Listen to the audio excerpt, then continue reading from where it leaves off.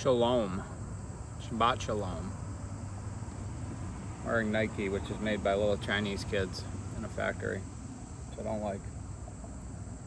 But there's a big business in American-made clothing. Shit's expensive here. So, it's one of the few shirts that I saved. I got 2 red shirts. I don't know. Maybe I just have one. We're going to read Romans 7. But first, we're going to pray. Because always pray. Always pray. ABP, always be praying.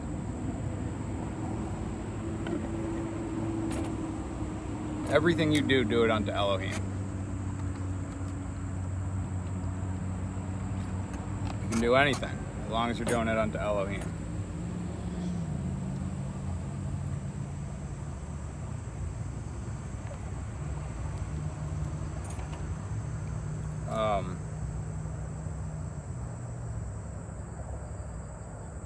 Have you texted your family today? Did you PT today? Not today because it's Shabbat, but did you PT yesterday, and are you planning on it tomorrow?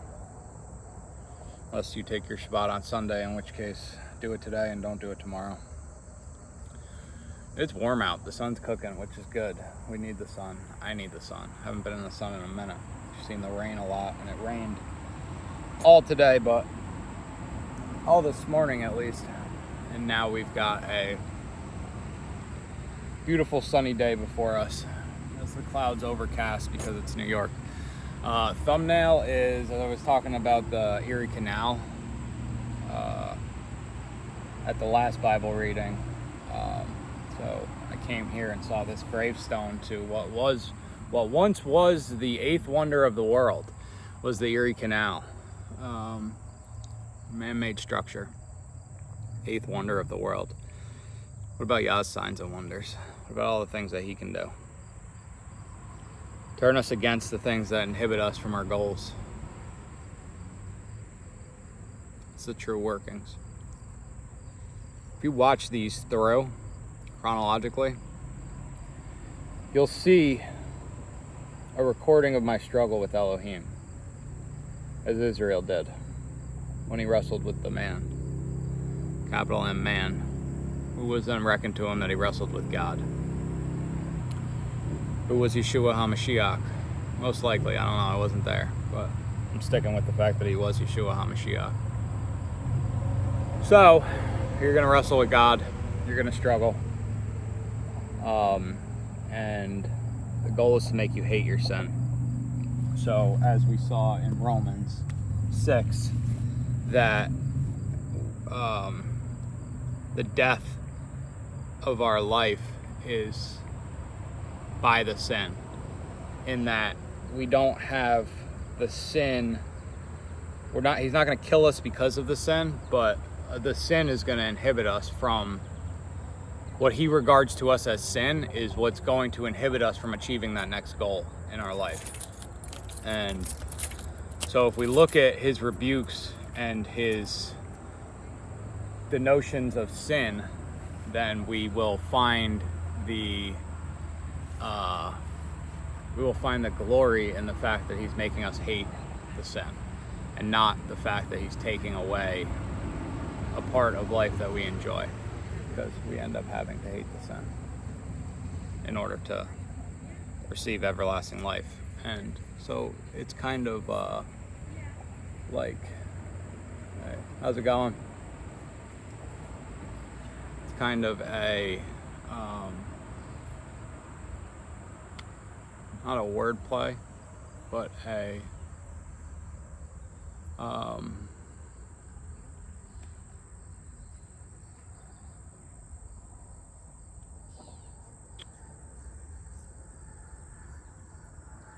pseudonym. Sin is a pseudonym for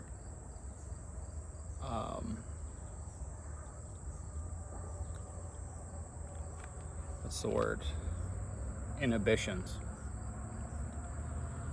Things that inhibit you. Sin is a pseudonym for inhibitions. and then righteousness and everlasting life being achievement of your goals for satisfaction, true satisfaction, not momentary satisfaction, but true satisfaction of your heart. Let's pray.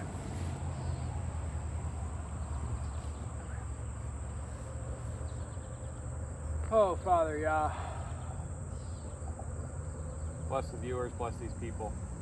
Bless the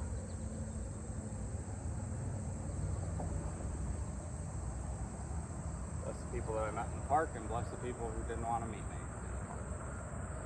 Let your Spirit speak through me, that people get the fullest out of Romans 7, because they got the fullest out of Romans 6, 5, 4, 3, and 2, and 1.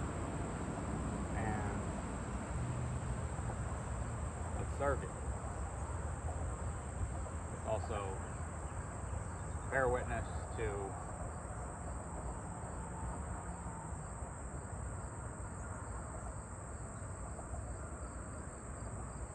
relationships that glorify you and faithful righteousness to achieving our goals together. In Yeshua's name, amen.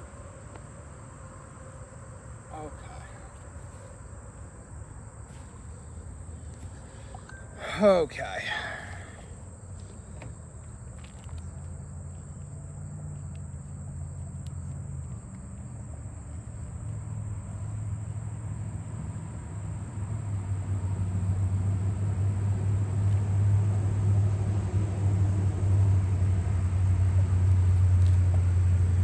Romans 7.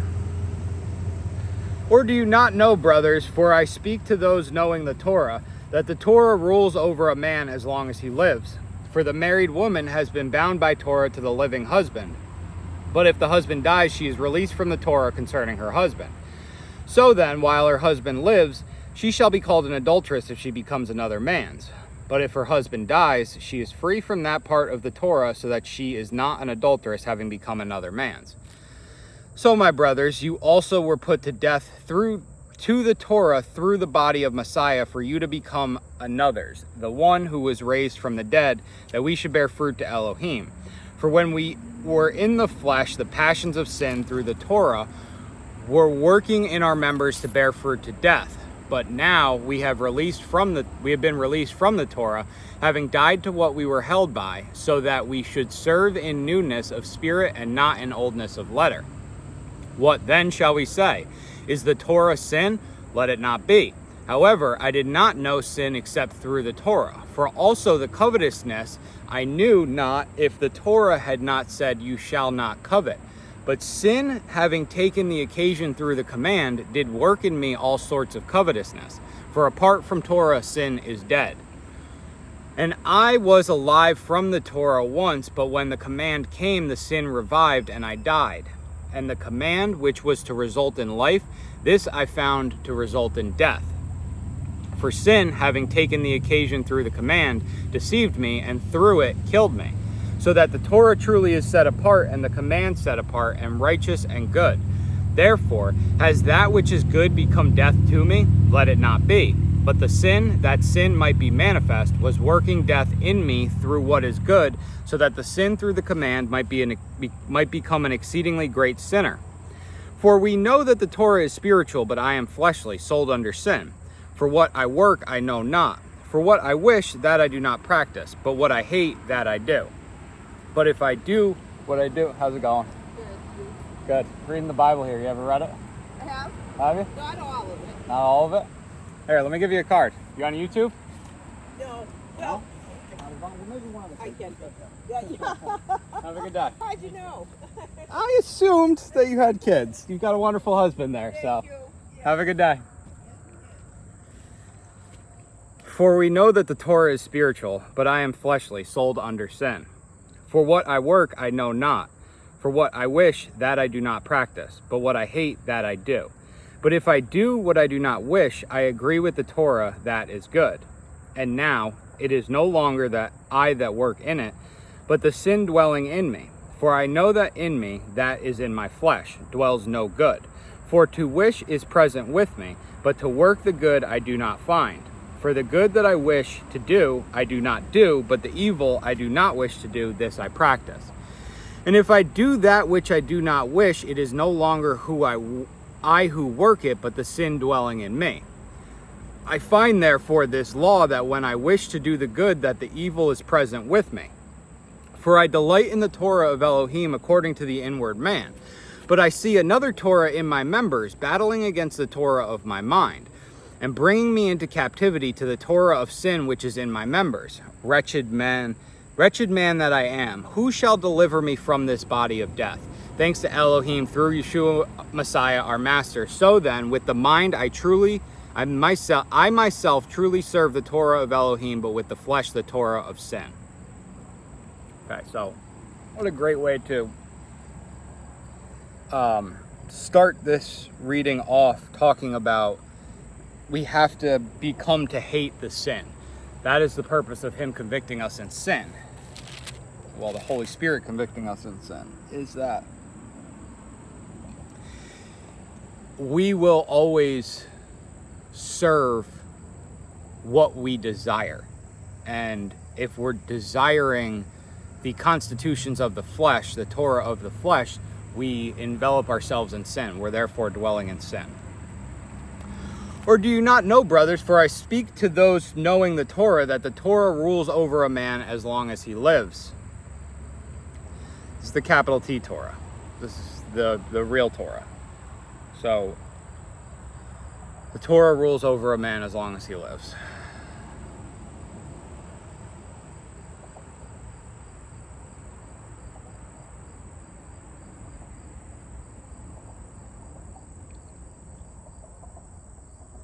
He's bound to this in his life, that the opposition to it will become death.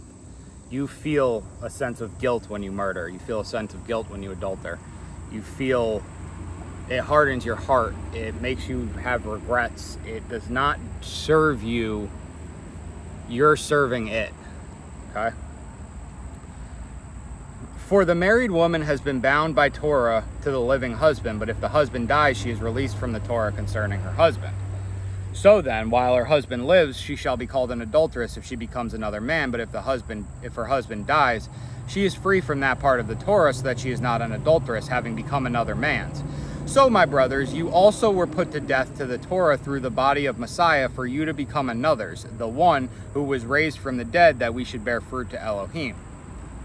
Okay. So, we've got the Torah here, and it says that a woman can and can't do these things in covenant to a husband. We also have this Torah in covenant to God and our neighbors. This is a social contract, as Jordan Peterson would say, and as I've talked about a couple times here. We have this Torah, we have this responsibility not to murder, not to adulter, not to steal. This is our covenant to society, our neighbors, and to the living Elohim, the largest, going back to the confluence of coagulative congregation, that the greater good of the people is the desire of Elohim. This is why Yeshua is a servant. So it is for the greater good of the people that the woman does not adulter, that she's bound not to adulter, because you can't have your women running around everywhere. So, my brothers, you also were put to death to the Torah through the body of Messiah, for you to become another's, the one who was raised from the dead, so that we should bear fruit to Elohim. So this is the death of the Torah being the bindings with which we, be careful how I word this. The death of the Torah being the bindings that consume us.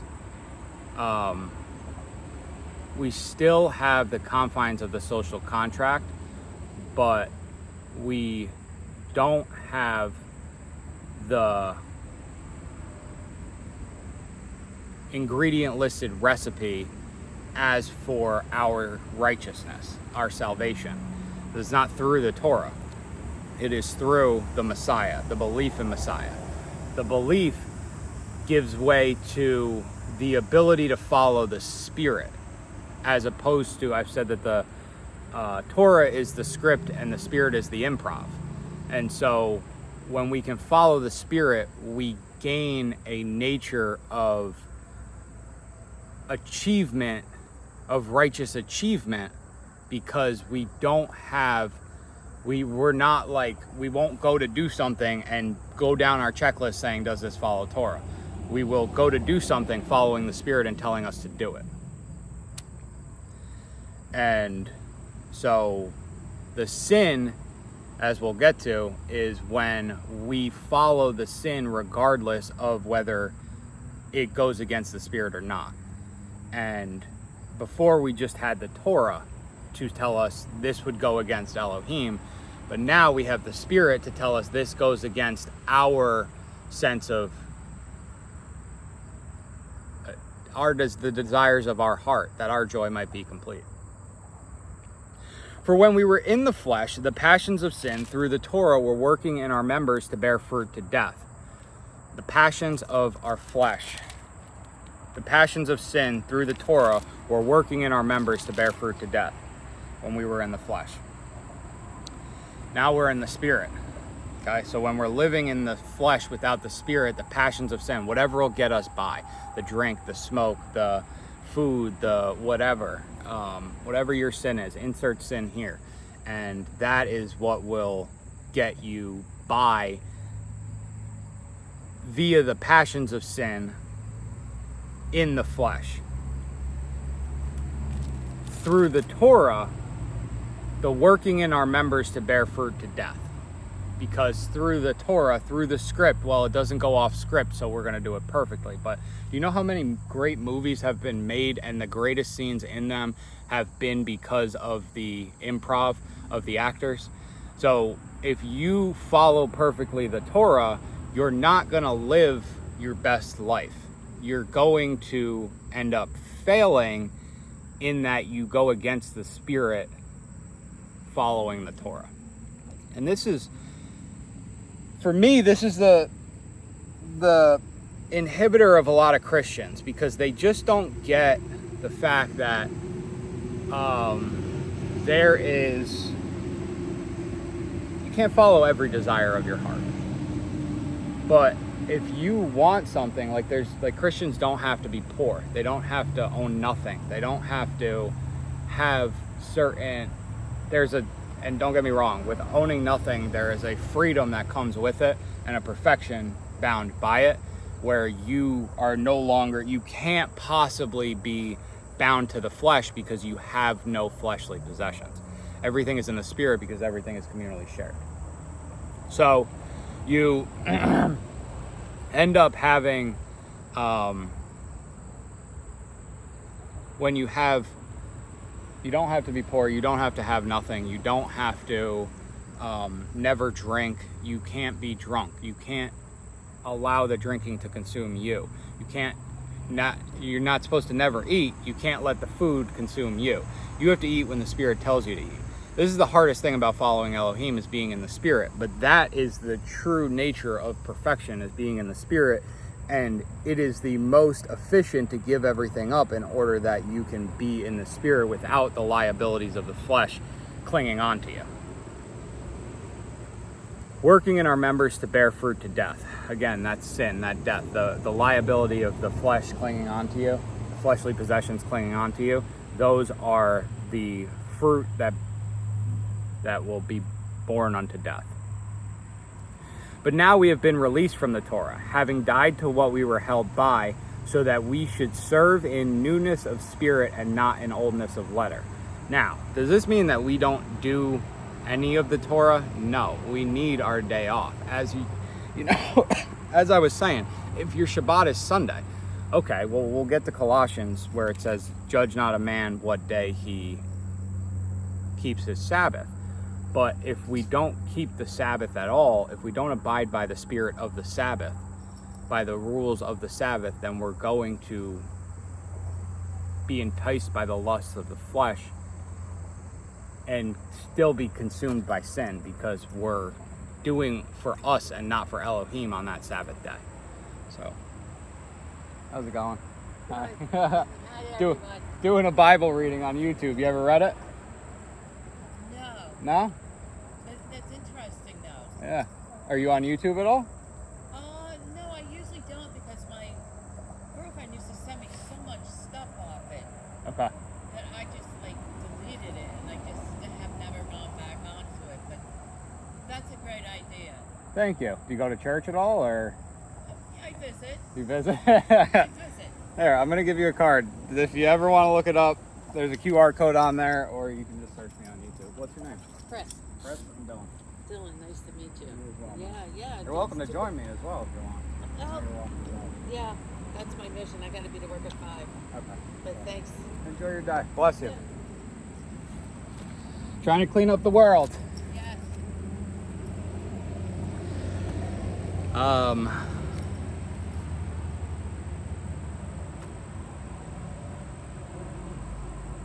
But now we have been released from the Torah, having died to what we were held by, so that we should serve in newness of spirit and not in oldness of letter. Being able to follow the spirit and not the oldness of letter. And we see here, I think one of the greatest examples is, most obvious example to me, people say people use the cherubim too. Well, make no carven image of that which is in the heavens or on the earth. Okay. And yet we see in Exodus 20 verse 4, you do not make for yourself a carven image or any likeness of that which is in the earth, or which is in the heavens above, or which is in the earth beneath, or which is in the waters under the earth. You do not bow down to them nor serve them, for I, Yahuwah, your Elohim, am a jealous El, visiting the crookedness of the fathers on the children to the 3rd and 4th generation of those who hate me, but showing loving commitment to thousands, to those who love me and guard my commands. So then in Exodus 25,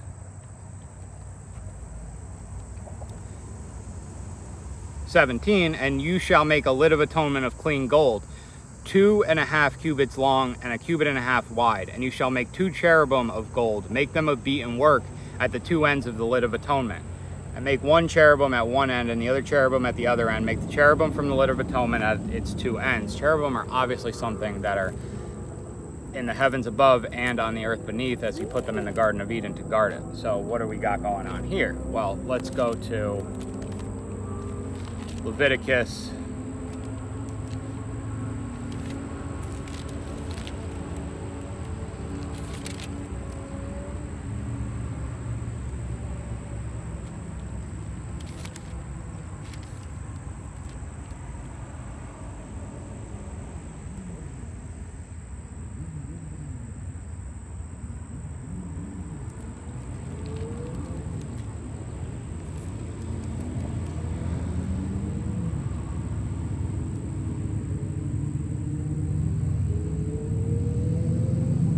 Leviticus 21. Verse 4, a leader does not defile himself among his people to profane himself.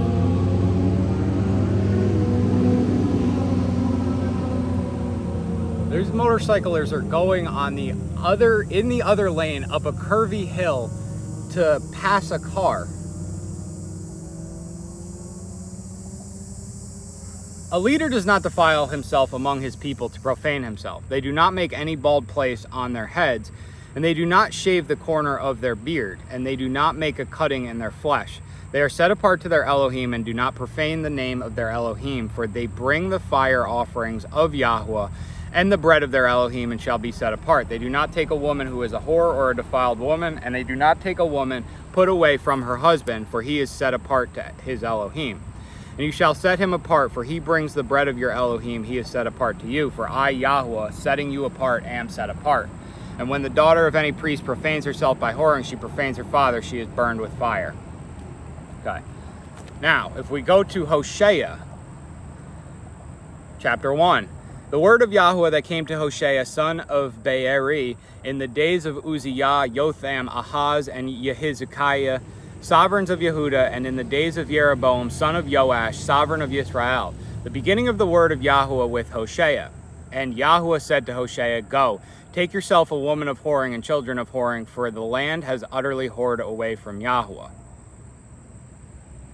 So he went and took Gomer, daughter of Diblaim, and she conceived and bore him a son. And Yahuwah said to him, Call his name Yisrael, for in a little while I shall revenge the blood of Yisrael on the house of Jehu, and put an end to the reign of the house of Yisrael.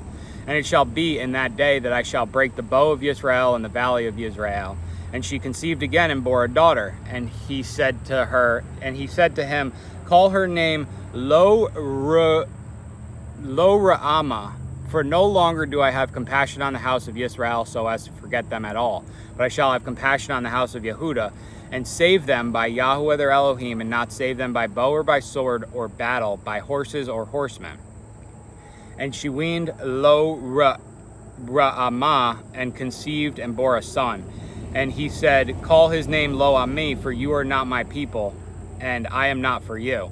Yet the number of the children of Israel shall be as the sand of the sea, which is not measured nor counted. And it shall be in the place where it was said to them, You are not my people, they shall be called, You are the sons of the living El. And the children of Yehudah and the children of Israel shall be gathered together, and appoint for themselves one head, and shall come up out of the earth. For great is the day of Israel.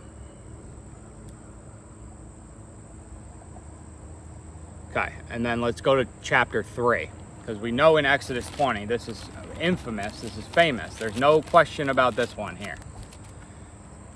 Exodus 20:14, you do not commit adultery, right?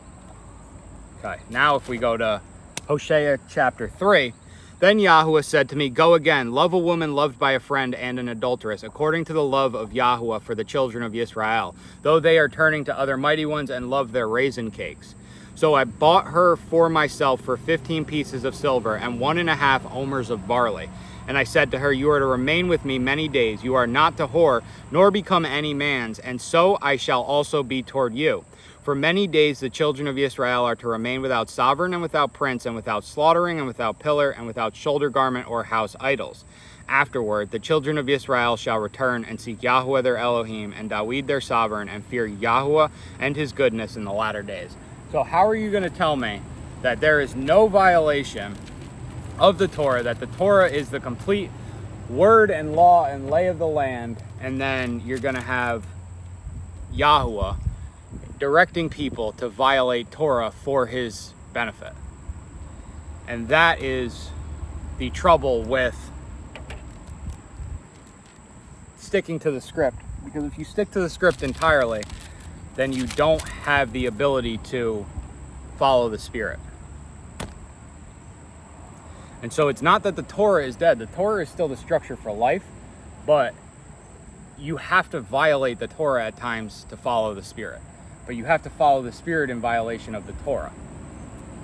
You can't just go willy-nilly violating the Torah, because that in itself is sin.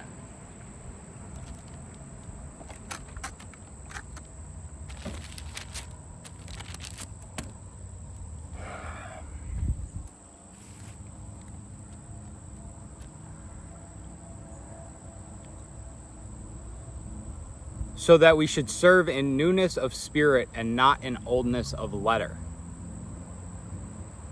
Duh. What then shall we say? Is the Torah sin? Let it not be. However, I did not know sin except through the Torah.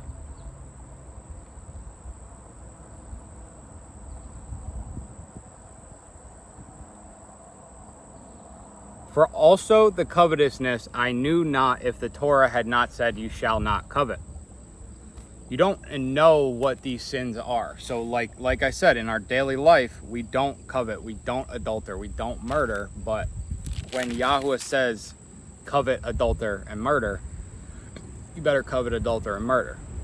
And so I've said this before too, but I know a guy who has a shirt that says all my idols went to prison, and he lists off like Paul, James, Jesus, all these biblical men who did bad things by the law of the land. And so you end up having sin day by day being transgression of the Torah, but sin is not the transgression of the Torah, it is the transgression of the Spirit. Because the Torah is still the law of the land, but the Spirit is the indicating, deciding, guiding factor on what needs to be done for the benefit of Yahweh. It acts continually, promptly, spontaneously. It acts spontaneously to, and I think this was in Hosea 13 also.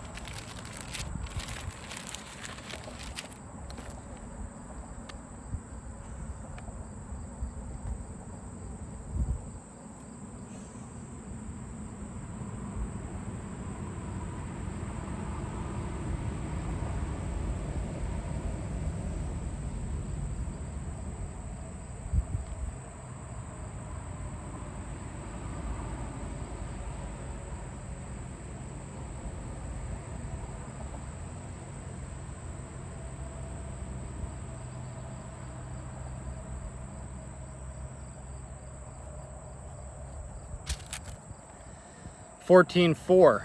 I shall heal their backsliding. I shall love them spontaneously, for my displeasure has turned away from him. Spontaneously. I shall love them spontaneously.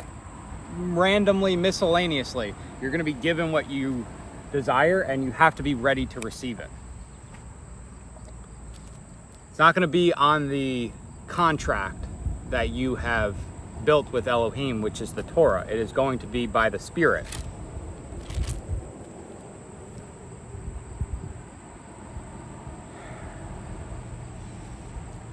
But sin, having taken the occasion through the command, did work in me all sorts of covetousness. For apart from Torah, sin is dead.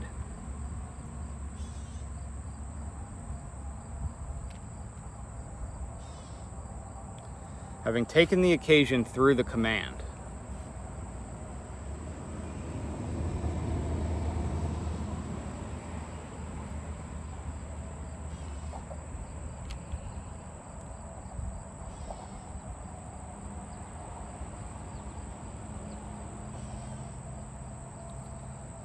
Taken the occasion through the command. It becomes sin through the Torah. So it is said you do not covet. So you become to covet, did work in me all sorts of covetousness. For apart from Torah, sin is dead. So if we don't have the Torah, we don't have sin. If we don't have goals and purpose and accomplishment, we too don't have sin, because, and this is why the world is so lost, because nobody has goals. Nobody has purpose. Nobody has a desire to do more than just wake up and exist, which too in itself is fine, but having the sense of accomplishment of works for Elohim gives you a drive unto righteousness. It is a greater righteousness than mere existence, because you're just neutral at that point. So sin is negative, existence is neutral, and then righteousness is positive, where you're actually going out and doing. Wow. Somebody just got hit on a bike.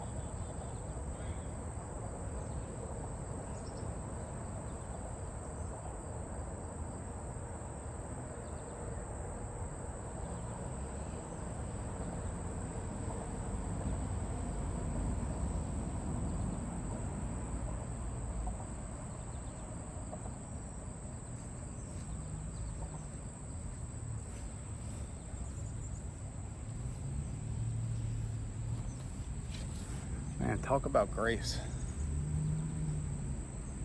This guy looped around. This is a very dangerous corner here. And this guy looped around while there was a woman coming in a car. And they collided. Back and then all the traffic, and I saw them cut across, and I thought they were cutting across because of her, which most people do. And then I didn't see the guy. Did he hit her? Or she hit him? Yeah, they collided. He said he didn't see her. Is that, what's his name? That's, oh, wait a minute, maybe not. I'm thinking of someone else. Seems like he's okay, and he took it very graciously. I don't know if he needs a ride now. But he was like, I totally didn't see you. You know, he took responsibility for it. You know, I don't know who's got the right of way. This is such a weird, he came out here and tried to go up. The episode with the motorcycles that just went by? No. Oh, just seconds ago? Yeah. When they were passing the car up the hill? OMG. I said that. I was down there far enough that I could see all the way up around the corner as if I was driving in a car behind them, you know, as you come down here. And I could not believe the two in the back.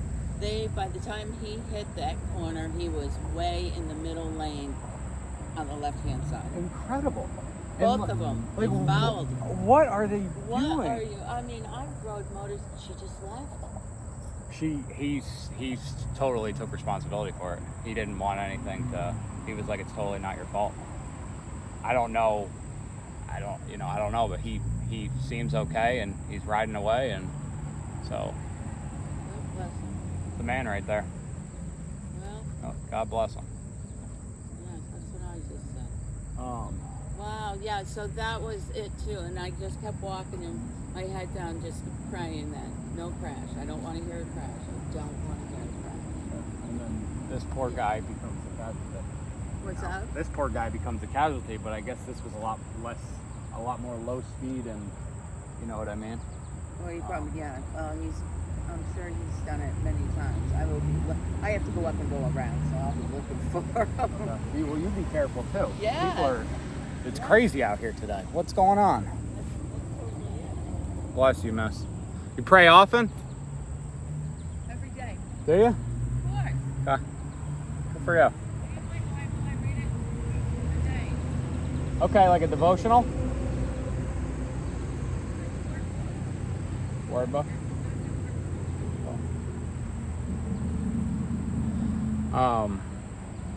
Wow.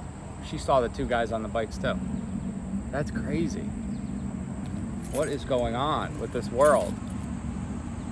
All right. Where were we? Sin, having taken the occasion through the command, did work in me all sorts of covetousness, for apart from Torah, sin is dead. You start seeing things that you can't have and that you can't do, and you're like, shit, that's all I want to do now. You know what I mean? And you're like, well, why can't I do this? And why can't I do this on my time or on my schedule, by my desire? Because we have to be following the Spirit in order to be having life, because Yah has a preordained purpose for us. And in order to follow the Spirit, we have to accept that that is our purpose and go act on it. But if there's a thing that we've become attached to in our fleshly life that is now inhibiting us from the ability to follow the Spirit, the purpose of the Spirit, then we lose the righteousness that is, what's the word? We lose the righteousness that is approved, that is reckoned by following the Spirit. Because the only unforgivable sin in Mark 3:29 is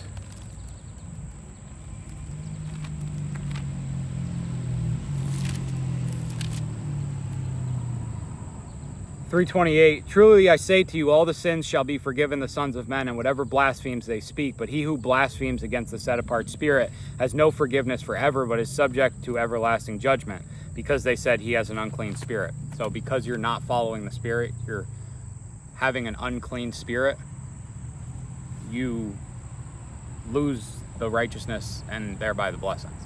So you have to not have the unclean spirit. And I can definitely see this now, coming to an understanding of this. I can see this, how this happened in my life. And all the times where I'm like, what am I literally doing? Well, it's self-service. Because you're blaspheming the set-apart spirit. You're not following the set-apart spirit. You're doing what you want to do, regardless of what the higher authority says.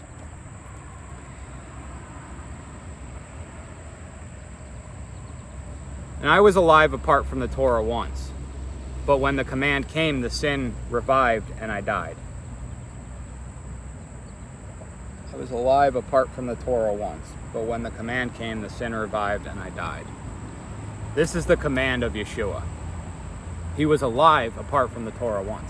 He was alive in killing. His duty was, his job through the set-apart spirit was to be killing the men of the followers of Yeshua.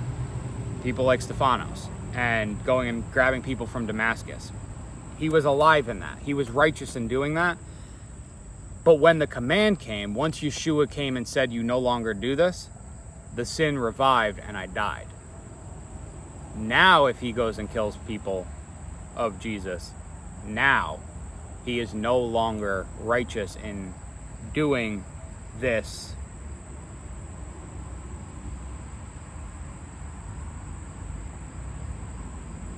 He's no longer righteous in doing this murder.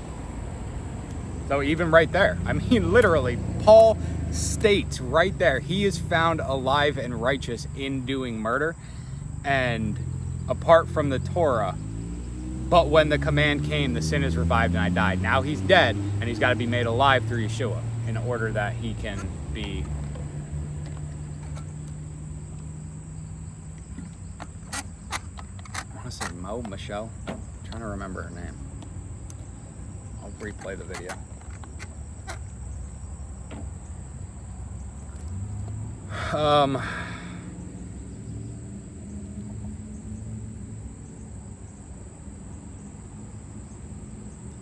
Three witnesses.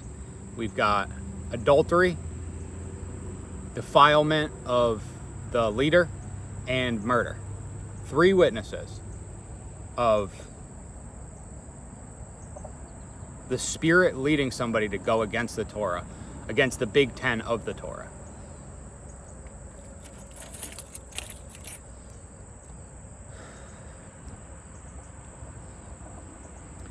And the command which was to result in life, this I found to result in death.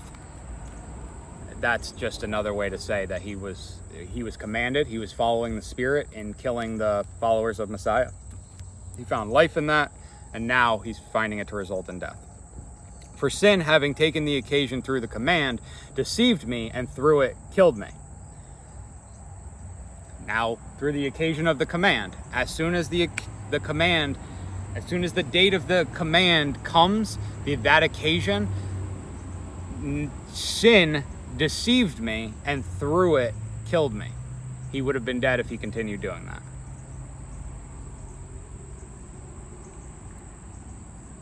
Wow, this is so freeing. I don't know if you guys are feeling as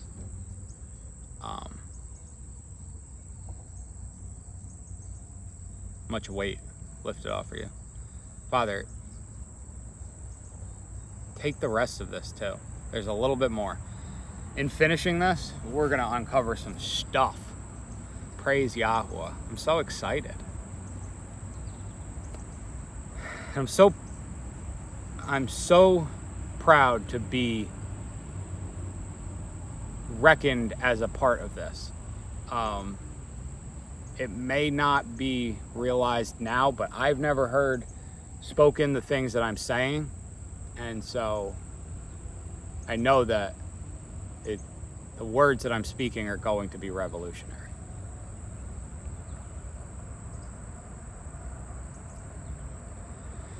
For sin, having taken the occasion through the command, deceived me, and through it killed me, so that the Torah truly is set apart, and the command set apart and righteous and good. The Torah truly is set apart, and the command set apart and righteous and good.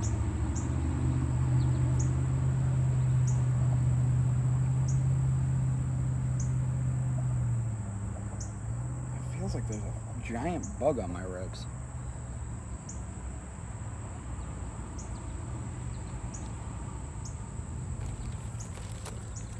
What does Proverbs 6:23 say?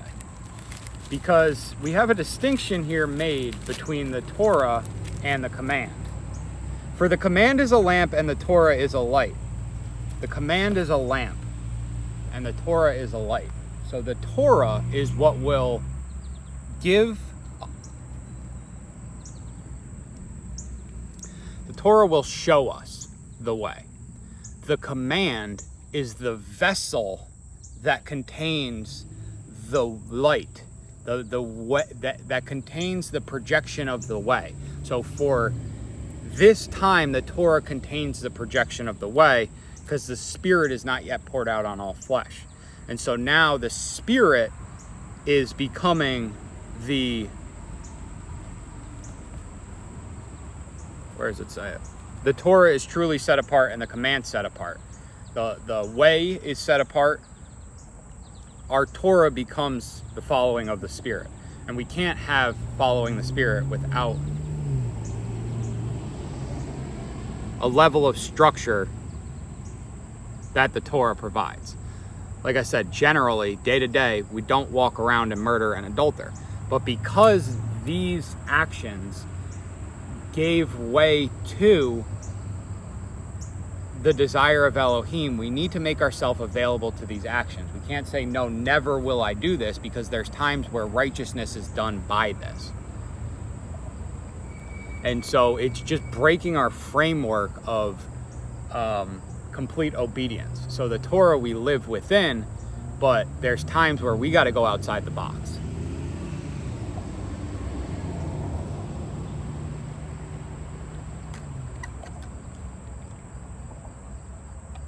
In order to do our purpose and serve Elohim. And righteous and good. Therefore, has that which is good become death to me? Let it not be. And here's where, okay. But the sin, that sin might be manifest, was working death in me through what is good, so that sin through the command might be an exceedingly great sinner. Might become an exceedingly great sinner. Has that which is good become death to me? Has the Torah become death to me? And the command, let it not be. There's something I'm missing here. The Torah is truly set apart, the command is set apart, and righteous and good.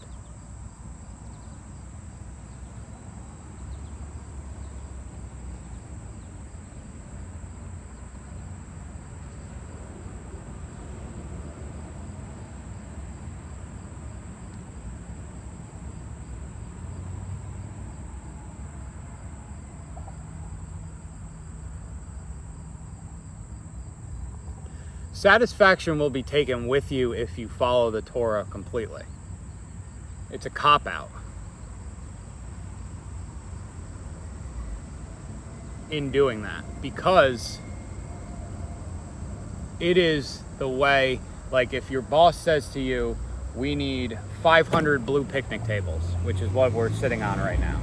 And you go and you make 500 blue picnic tables. And you're a woodworking shop and you make them out of metal.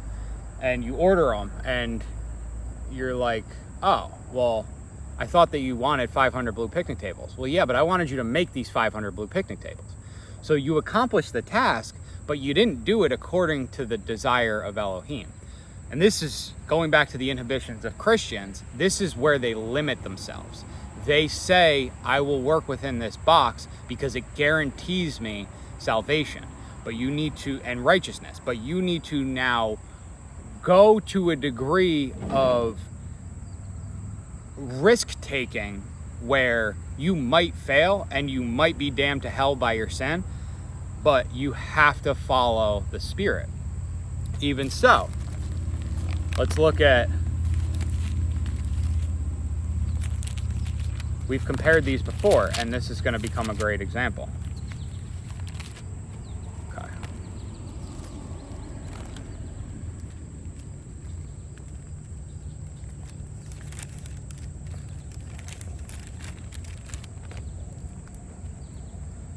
So, and again, the displeasure of Yahuwah burned against Yisrael and moved Dawid against them to say, go number Yisrael and Yehuda. And Satan stood up against Yisrael and moved Dawid to number Yisrael. Okay, and where does that fit in here? Because Yahuwah needs this done. Yahuwah needs this done, right? And so, if David had said, no, I know the Torah, this is not right, he would have been not following Yahuwah. But for whatever reason, Yah needed this done for his purposes. And so you don't go do it. And so this is like what really irks me, is that Yah needs something done. If I don't do it right and properly, I go watch somebody else do it. And this is the hardest part of all of this, is willfully accepting the consequences. Should Elohim desire, if you got to go do X and Y is going to happen, and Y is not the outcome that you want Z, but Elohim needs Y done unto you and done in the world at that time, then you are going to have to deal with the consequences of Y.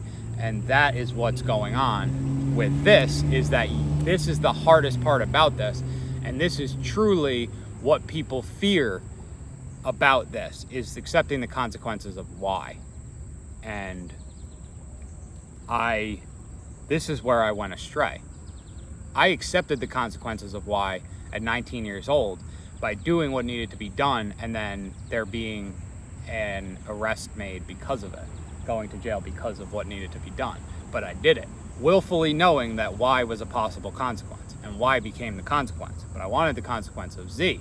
Now I turned back from the ability to accept Y as a possible consequence. I said, no, I would rather guarantee Z be the consequence here, but Y might be the consequence that Elohim desires.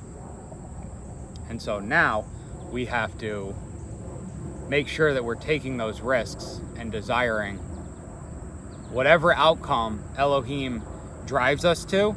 We have to accept that outcome, even if it's not a good outcome. It's what he wants.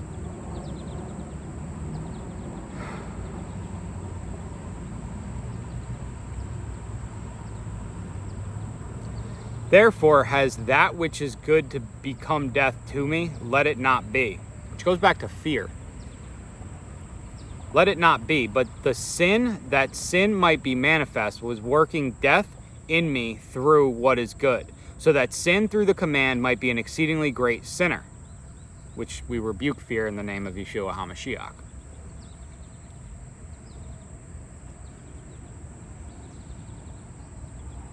That which is good, the Torah is good. Set apart and righteous and good. The Torah and the command are set apart, righteous, and good.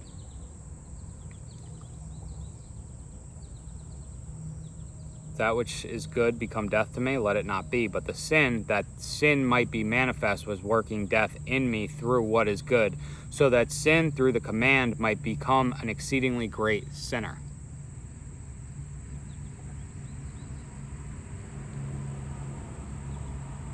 That's the Spirit. That's the conviction of the Spirit. Because we become dead in our sins through the Torah because there's no spirit of conviction. Now with the spirit of conviction, we will be brought unto everlasting life, because he will say what you're doing is wrong. It's inhibiting you from accomplishing your goals and your purpose, what I need you to do, whereby that everlasting life becomes the blessing that sin does not become an exceedingly great sinner unto death. So the spirit of conviction, the Holy Spirit convicting you, becomes the intercession, the interceder to your death in your sin, which means that you're just going to be nothing and be separated from the Father because he doesn't trust you, he doesn't want you, and your everlasting life being the accomplishment of everything that you desire and the fullness of joy in your heart. For we know that the Torah is spiritual, but I am fleshly, sold under sin.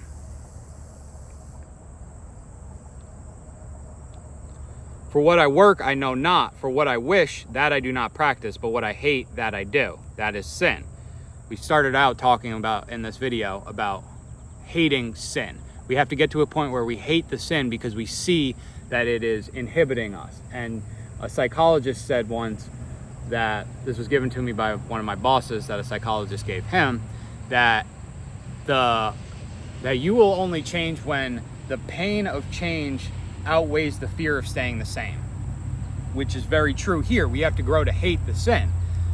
We know that the Torah is spiritual, but I am fleshly, sold under sin.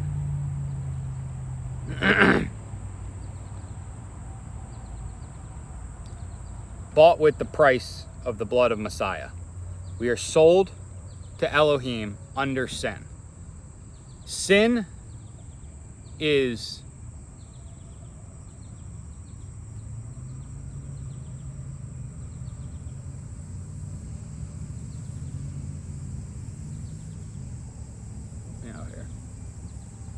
sin becomes the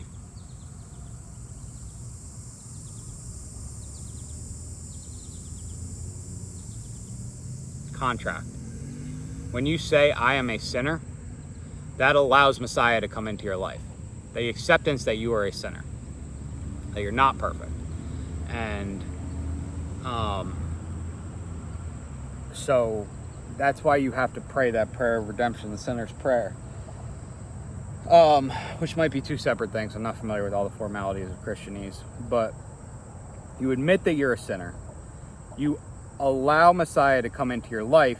He buys you with his blood, sold under sin, under the guise of sin, and brings you to the Father to remove the sin from your life, that you may have joy and righteousness. For what I work, I know not. What I wish, that I do not practice, but what I hate, that I do. Continues to do sin. But if I do what I do not wish, I agree with the Torah that it is good. There you go. If I do what I do not wish. If I do what I do not wish. Because what he wishes for is what he hates. Doing what I wish. For what I wish, that I do not practice, but what I hate, that I do. But if I do what I do not wish, I agree with the Torah that it is good. That is a witness that the Torah is good, because I'm doing against my fleshly desires. And now, it is no longer that I work it, but the sin dwelling in me.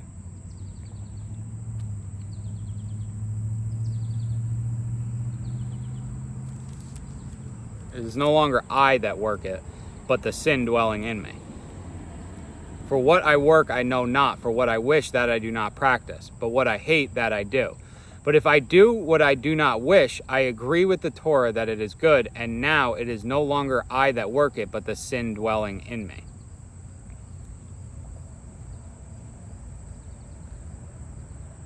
For I know that in me, that is in my flesh, dwells no good. For to wish is present with me, but to work the good I do not find. For the good that I wish to do, I do not do, but the evil I do not wish to do, this I practice.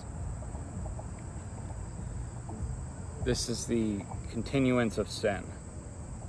The evil which I do not wish to do, that I practice.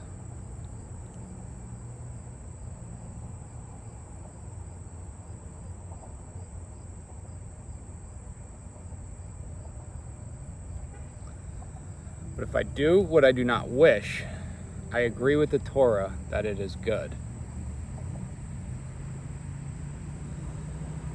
So, let's go back to the smoking thing. If I do what I do not wish, I wish to smoke.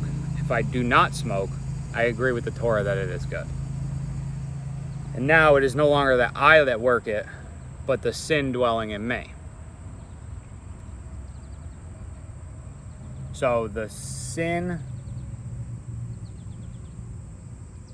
becomes to know that the Torah is good because you leave that sin and that part of you that desires to sin, for I know that in me, that is in my flesh, dwells no good. That part in you dwelling in your flesh that is no good comes to know the good of the Torah. For to wish is present with me, but to work the good I do not find.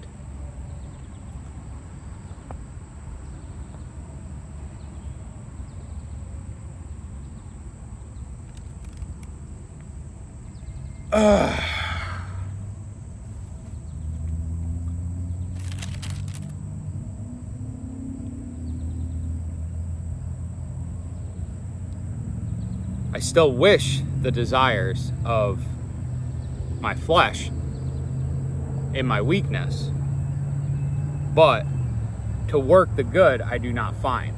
I don't go seek it out.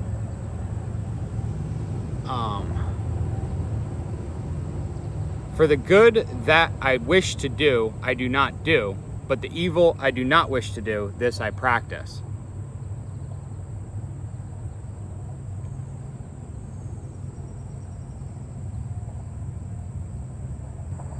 Shalom and good blessings. Had to pause it for a second. Let's pray. Father Yahweh, pour out your blessings on these people.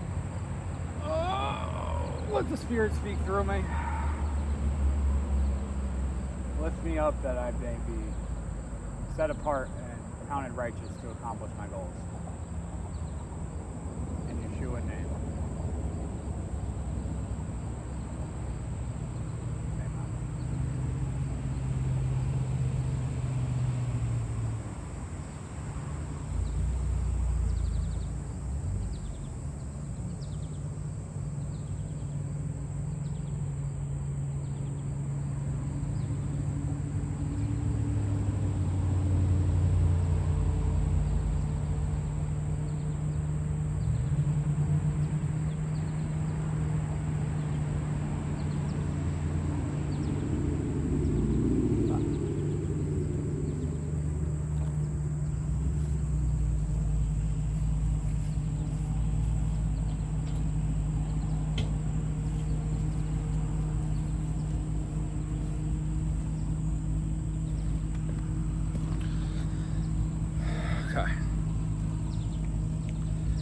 For the good that I wish to do, I do not do, but the evil I do not wish to do, this I practice. And if I do that which I do not wish, it is no longer I who work it, but the sin dwelling in me. Because if we continue to do this sin, we don't have control over it. The sin has control over us. Because we know that we hate it, and we know that it's inhibiting us, and we just won't give it up because we are that attached to it, and we're letting the sin overtake us and overpower us, and we're finding death through the sin. I find therefore this law, that when I wish to do the good, that the evil is present with me.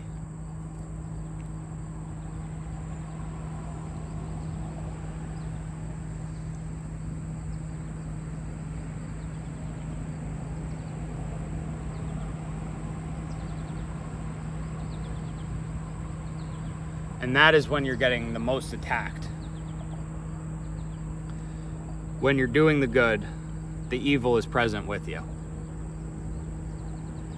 When you're doing good, you're getting the most attacked. For I delight in the Torah of Elohim according to the inward man. But I see another Torah in my members battling against the Torah of my mind and bringing me into captivity to the Torah of sin which is in my members. The inward man, the inward parts, the kidneys and the heart. But I see another Torah in my members. How's it going? I see another Torah in my members, that they conflict with the orders of Elohim, battling against the Torah of my mind.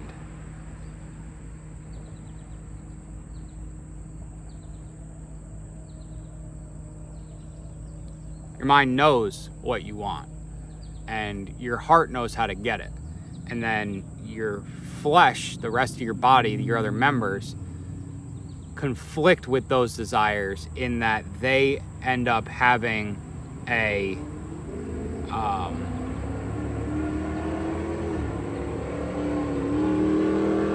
they end up giving you the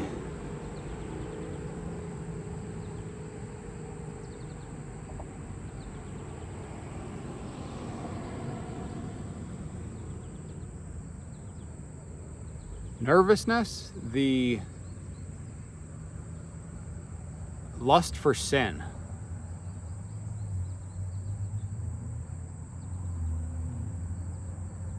Bringing me into captivity to the Torah of sin, which is in my members, because sin has its own Torah. Literally, gravity has a Torah, water has a Torah. We have a Torah, which is this, and then sin has a Torah. The Torah of sin is to make us fuck up and pull away from Elohim. Just like we see in the inverse of, just like we see in 1 Chronicles 24, where Satan stands up. Satan stood up against Israel and moved Dawid to number Israel. So the sin of Israel resulted in Dawid's numbering of Israel. The sin pissed Yah off. The sin made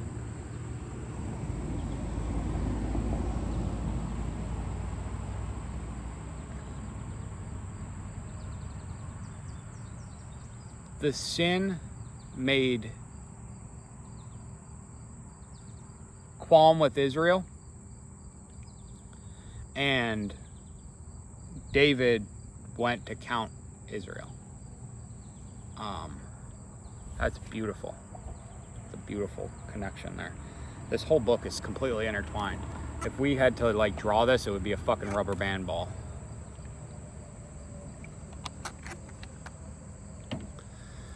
Okay.